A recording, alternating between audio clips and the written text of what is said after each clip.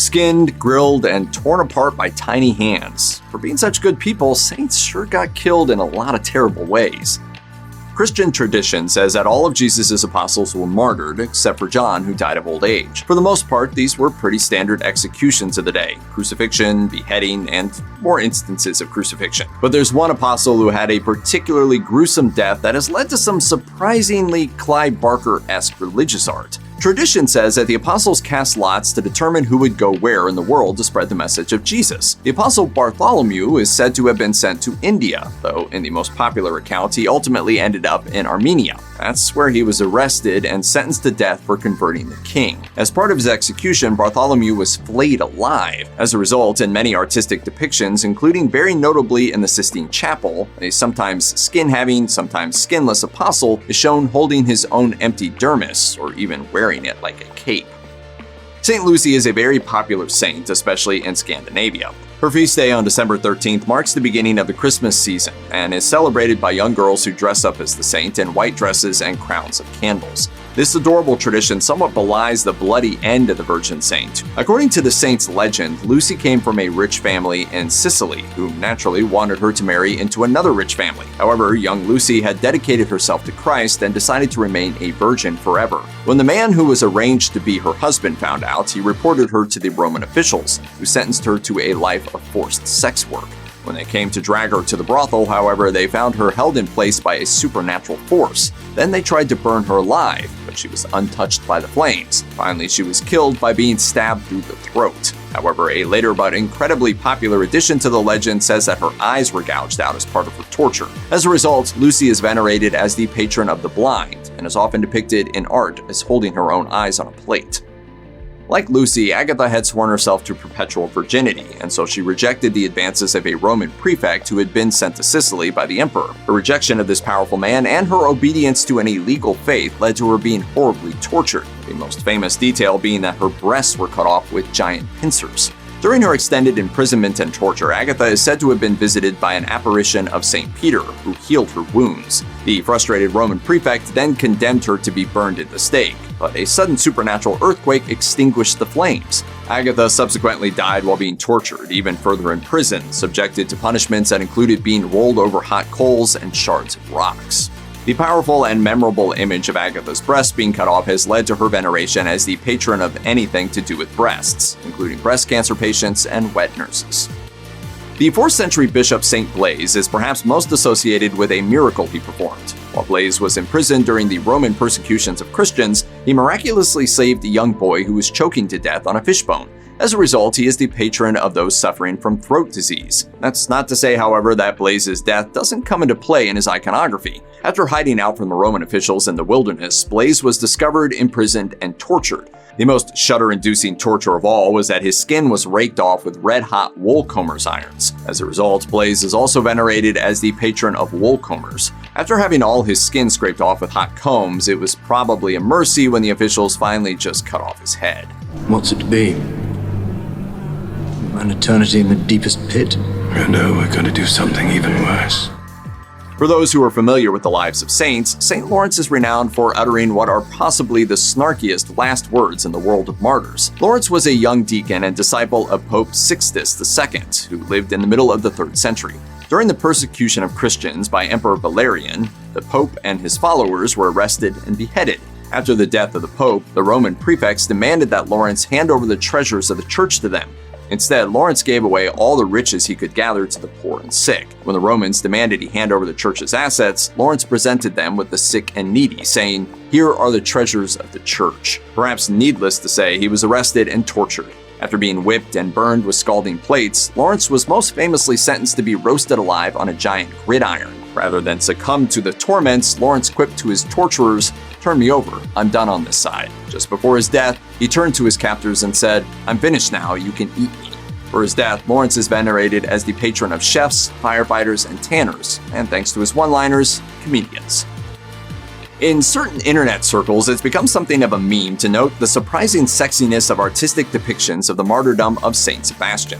The death of Saint Sebastian was a favorite subject of Renaissance artists, perhaps because it provided a religious excuse to depict a mostly bare human form in the agony and ecstasy. Who can say? Sebastian gained the ire of the Romans after it was discovered he was converting soldiers, and he was ordered to be shot and killed.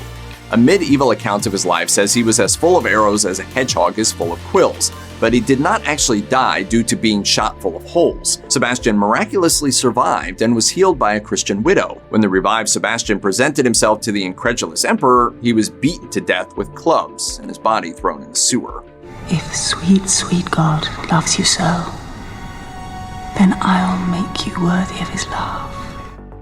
Saint Cassian of Imola is a fairly obscure saint. He's only commemorated on the local level. Cassian was a school teacher in northern Italy, and things took a turn for the worse when the emperor ordered the whole town to make sacrifices to the pagan god. Cassian refused, which got him in trouble with the local officials. They arrested him and sentenced him to death at the hands of his own students. Anyone who has ever worked as a teacher would probably recognize the vengeful malice in the eyes of Cassian's students as they bashed him with their writing tablets and ripped him to shreds with their iron styluses, penknives, and tiny child hands. They're horrible. Tell me about it. But because the children were small and couldn't deal lethal blows with their child strength, it's said that Cassian's agony was prolonged and he died slowly. Cecilia was a young noblewoman of Rome who was betrothed to a wealthy young man named Valerian. However, Cecilia was a Christian and prayed that God would help her preserve her virginity. During her wedding, she sang in her heart to God as the music played, which led to her role as patron of music. On her wedding night, she told Valerian that an angel guarded her chastity. Valerian asked to see the angel, and she told him that he would see him if he were baptized. After his baptism, Valerian indeed saw the angel and believed. Soon, Valerian's brother also converted, and the two dedicated themselves to giving Christian burials to those martyred by the local prefect. Valerian and his brother were arrested and martyred, and Cecilia was soon to follow. They tried to suffocate her by locking her in a heated bathhouse, but she survived. The emperor's executioner then tried to behead her, but after 3 blows, her head was still hanging on by a thread. Horrifically, she was left to bleed out over several days. During this time, she continued to preach to her followers as they gathered for holy blood. Very little is agreed upon about St. Agnes's life in the early sources other than her death at a very young age, usually 12 or 13. The common thread of the legend is that Agnes was a beautiful girl whose hand was sought after by just about every young man in town. As with many other early female saints, Agnes had pledged her chastity to God and so rejected the advances of every suitor, including, fatally, the governor's son.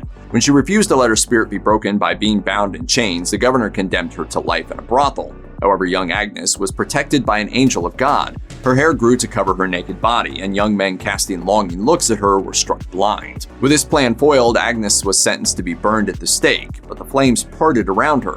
In the end, she died either by beheading or being stabbed in the throat. Today, she is remembered as the patron of young girls and sexual assault survivors.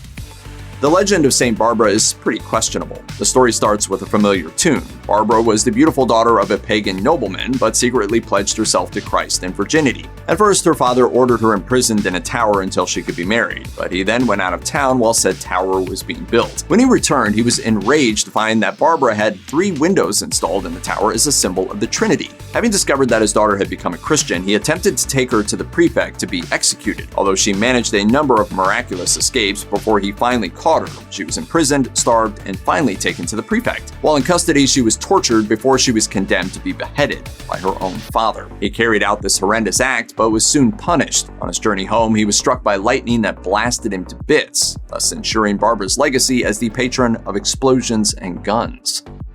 St. Catherine of Alexandria was a martyr from the 4th century, and like many other virgin martyrs, she was born of a noble family and got into trouble for pledging her virginity to Jesus. The well-educated and well-read Catherine approached the emperor of her own volition in order to debate him on the merits of Christianity versus the state religion. The emperor summoned his finest scholars and philosophers to contend with her, but she defeated them in debate and ultimately converted them to Christianity.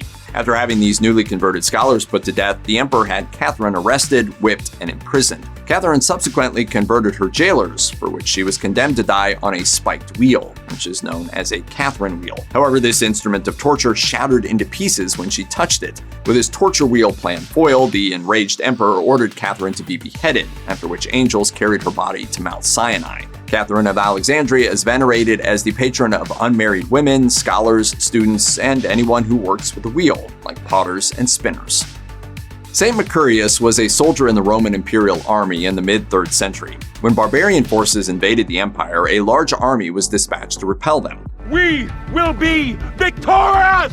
During one of the battles in this campaign, an angel appeared to Mercurius, telling him that the Lord was going to lead him to a great victory. Following this supernatural visit, Mercurius cut huge swaths through the enemy forces and even killed their king, basically single-handedly winning victory for the Romans. Mercurius was showered with honors, but the angel reappeared to remind Mercurius of the debt he owed the Lord. The holy warrior dedicated his life to the cause of Christ, which caused a problem when the emperor suggested the two should go together to make sacrifices to Artemis. When it was discovered that Mercurius was a Christian, the holy warrior threw down his armor and disowned all the honors he had received. The emperor had Mercurius tied to 4 pillars over a fire, and his servants slashed at his body with knives. Mercurius bled so much that his blood put out the fire. Though near dead after this, the angel healed Mercurius, so the emperor did what many emperors so frustrated did before and after him. He had him beheaded.